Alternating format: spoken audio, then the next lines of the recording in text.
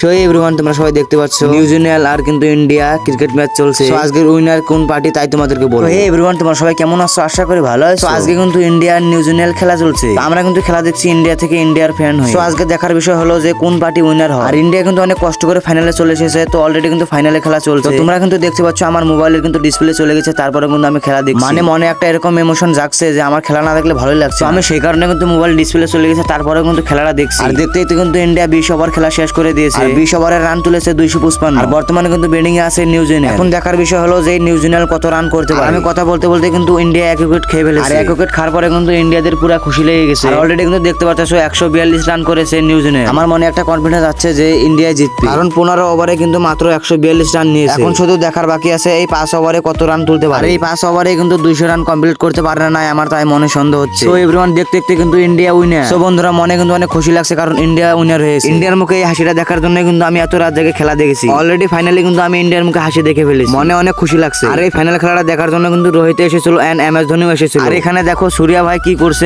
এই জিনিসটা দেখে কিন্তু পুরো মানুষই অবাক হয়ে গেছে। তোমরা শুধু একবার সূর্যা ভাইয়ের এন্ট্রিটা দেখো, পুরো মনটা জুড়িয়ে গেল।